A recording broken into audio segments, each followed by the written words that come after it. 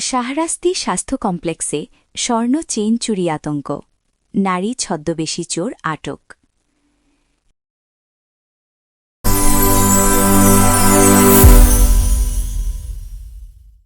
চাঁদপুরের শাহরাস্তি উপজেলা স্বাস্থ্য কমপ্লেক্সে স্বর্ণ চেইন চুরির ঘটনায় নতুন মাত্রা যোগ হয়েছে।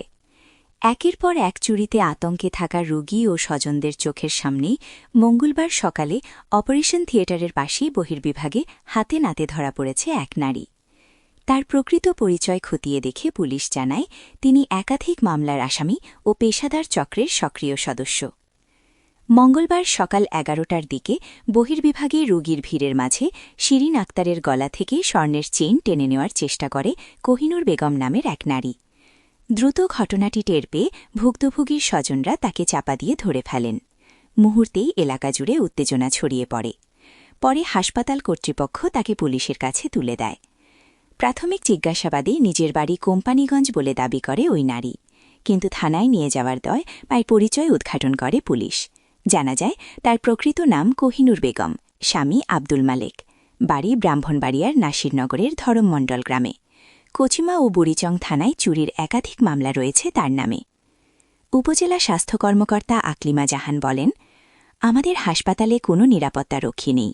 কয়েকদিন ধরে ধারাবাহিকভাবে চুরির ঘটনা ঘটছে। চক্রটিকে ধরার চেষ্টা করেছি, কিন্তু ধরা যায়নি। আজকের ঘটনাটি খুবই উদ্বেগজনক।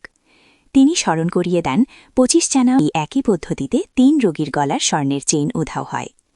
শাহরাস্তি মডেল থানা পুলিশ জানিয়েছে আটক নারীকে জিজ্ঞাসা চলছে।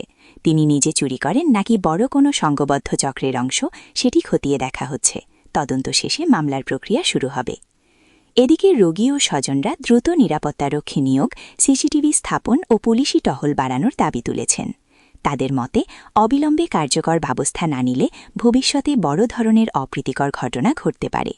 হাসপাতালে চিকিৎসা নিতে আসা মানুষের নিরাপত্তা যখন প্রশ্নের মুখে, তখন এই ঘটনা নতুন করে আলোচনায় আনছে শাহরাস্তি স্বাস্থ্য কমপ্লেক্সের সামগ্রিক নিরাপত্তা কাঠামোকে।